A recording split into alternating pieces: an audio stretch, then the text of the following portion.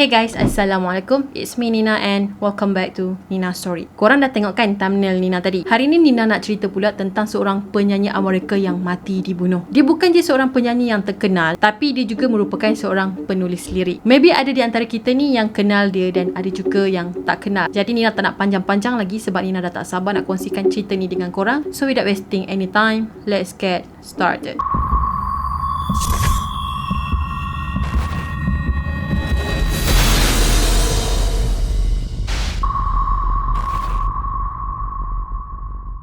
Macam yang Nina dah sebut awal-awal tadi kan, Marvin Gaye ni adalah seorang penyanyi dan juga penulis lirik. So, dia ni popular di antara tahun 1960-an hinggalah 1970-an macam tu. Sebut je nama Marvin Gaye ni kan, Nina teringat lagu Charlie Puth dengan Meghan Trainor yang tajuk dia Marvin Gaye juga. Let's Marvin Gaye and get it on.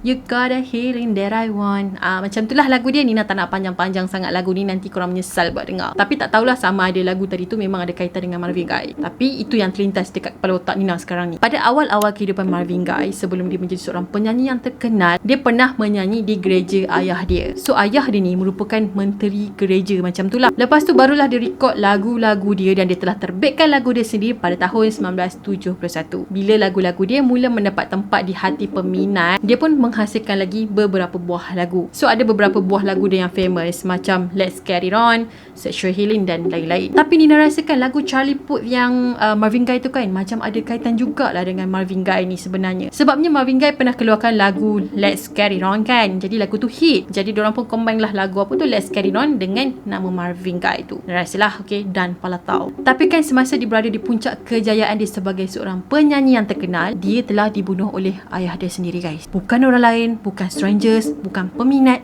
tapi ayah dia. So macam biasalah Nina akan kenalkan dekat korang dulu macam mana kehidupan Marvin Gaye sebelum kejadian ini terjadi. Nama penuh Marvin adalah Marvin Pence Gaye Jr. lahir di Washington pada tahun 1939. Dia juga telah digelar sebagai Prince of Soul sebabnya lagu-lagu dia semua melekat dekat hati, orang kata apa, betul-betul menyentuh jiwa seseorang. Marvin dibesarkan oleh ayah dia yang sangat strict sebab ayah dia memang garang gila. Dan ayah dia ni juga merupakan pendakwah di gereja. Semasa dia sedang membesar, semasa dia berada di dunia remaja tu kan, dia selalu menjadi sasaran ayah dia. Kena pukul, kena maki, lepas tu dengan kawalan agama yang sangatlah ketat, memang membuatkan si Marvin ni jadi stres. Masa di sekolah menengah, umur dalam 17 tahun macam tu tau, dia berhenti belajar secara tiba-tiba sebabnya dia nak lari dari rumah. Atau lagi tepat lagi, dia nak lari daripada ayah dia. Ayah dia memang suka dia sebab itulah dia dah tak tahan lagi. Lagi satu yang membuatkan Marvin ni tak berapa suka dengan ayah dia, bila waktu siang ayah dia ni adalah seorang pendakwah lah, menyebarkan agama kan dekat gereja. Tapi bila waktu malam, ayah dia ni suka berdandan tau, suka pakai pakaian wanita. So pendek cerita, Marvin ni memang dibesarkan dalam keluarga yang bermasalah. Cuma dalam rumah tu, mak dia je yang baik dengan dia. Dia tak pernah dapat kasih sayang yang sepatutnya daripada seorang ayah tau. Hubungan toksik dia dengan ayah dia tak pernah selesai sampailah pada hari kejadian dia tu mati. Semasa Marvin kecil, dia memang dah terdedah dengan dunia muzik. So dia juga pandai main drums dan juga piano tau. Lepas dia dah keluar daripada rumah tu kan, dia telah join satu kumpulan penyanyi yang diberi nama sebagai The New Moonglows. So start dari sinilah bakat yang ada pada Marvin tu semakin terselar, hinggalah diorang ni telah sign kontrak dengan penerbit iaitu Motown Records. Bila Marvin dah ada nama, orang mula ejek tau dengan nama asal Marvin yang bernama Gaye tu tau. So dia pun ubahlah nama dia daripada Gaye tadi tu menjadi Guy, iaitu dia tambah ilah dekat belakang tu. Sebabnya salah satu, dia tak nak bawa nama ayah dia sebab ya hubungan dia dengan ayah dia toksik sangat kan. Lagi satu, orang selalu ejek dia, ialah peminat-peminat dia kan tahu nama dia macam mana, so diorang kata Gaye, so ayah kau Gaye, macam tu. Disebabkan rasa tak selesa apa semua, Marvin Gaye ni pun tukarlah nama dia yang jadi Gaye tu kepada Guy. Lupa pula Nina nak beritahu kat korang yang ayah dia tu sebenarnya bernama Marvin Gaye Senior. Pada tahun 1960, selepas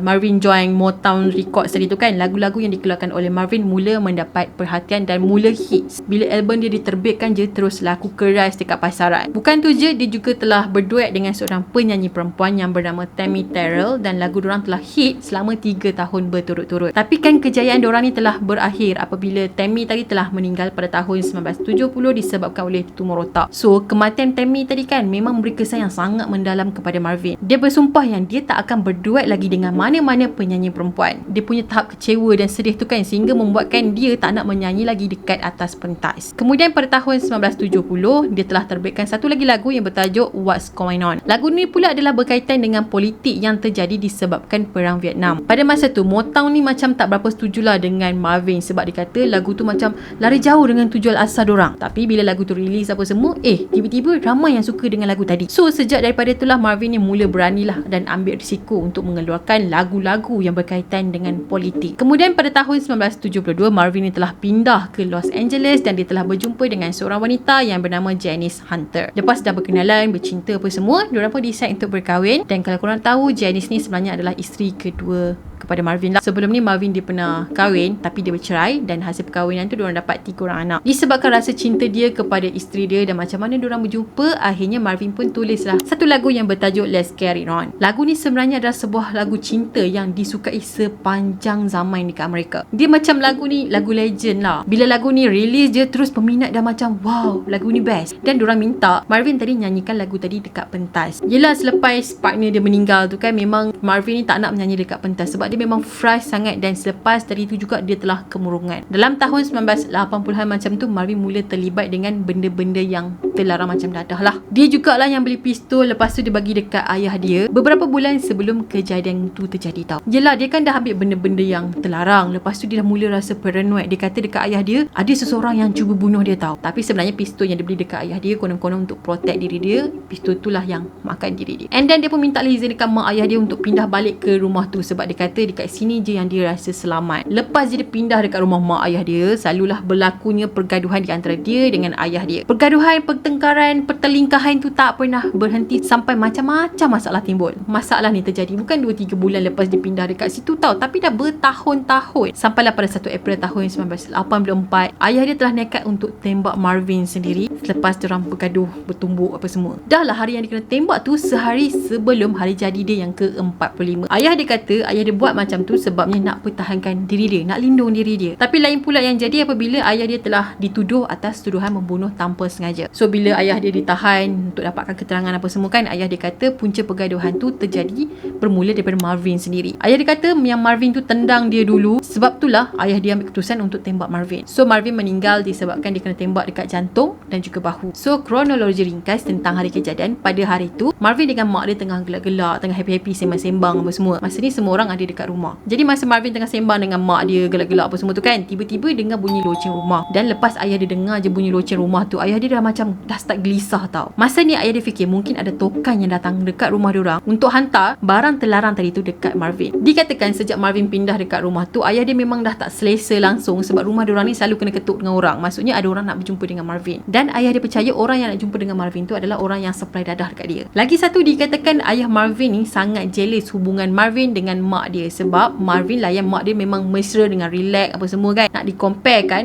nak dibandingkan hubungan dia dengan Marvin. So ayah Marvin ni nak Marvin layan dia dan hormat dia macam Marvin layan mak dia. Tapi disebabkan diorang ni ada masalah kan, hubungan toksik daripada dulu lagi sampai sekarang. Jadi macam hubungan dia dengan ayah dia tak berapa nak ngam lah. Pada masa yang sama, ayah dia sangat risau kalau duit Marvin ni akan habis dekat barang-barang terlarang tadi. Padahal rumah yang mak ayah dia duduk sekarang tu pun rumah yang dibeli oleh Marvin. Disebabkan emosi yang bercampur, lepas tu hubungan dia dengan anak dia pun tak berapa nak okey, akhirnya Marvin ni mati dekat tangan ayah dia sendiri. Tapi ayah dia tak dikenakan hukuman penjara sebabnya atas alasan tak sengaja. Ayah dia kata dia memang tak ada niat apa-apa langsung nak tamatkan hidup anak dia. Cumanya dia rasa terancam dengan perbuatan Marvin yang gelisah tak tentu arah tu. Selepas 3 tahun Marvin meninggal, Marvin ni telah dilantik menjadi Rock and Roll Hall of Fame. Sebabnya dia dianggap sebagai seorang anak seni yang berjiwa indah dan ada visi. Marvin sendiri kata yang dia buat lagu-lagu tu bukan disebabkan keseronokan, bukannya dia syok sendiri, tapi dia buat lagu tadi tu sebagai makanan kepada pendengar dia atau apa yang pendengar dia perlukan. So kebanyakan lagu-lagu daripada Marvin Gaye ni ada kaitan dengan kehidupan sebenar, tentang realisme. Marvin Gaye ni kan kita nampak dia macam seolah-olah ada segala-galanya dalam hidup dia. Famous, disukai ramai, lepas tu berbakat. Tapi di sebalik nama dia tu kan ada kehidupan yang orang langsung tak jangka. So kesimpulan dia, don't judge a book by its cover.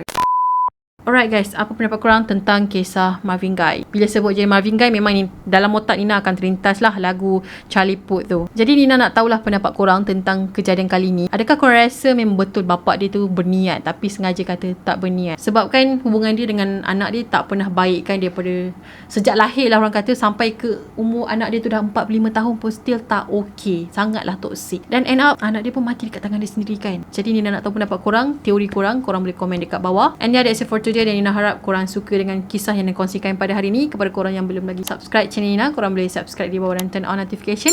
Dan jangan lupa juga untuk follow Nina di Instagram. Kita akan jumpa lagi next video. Bye bye. Assalamualaikum.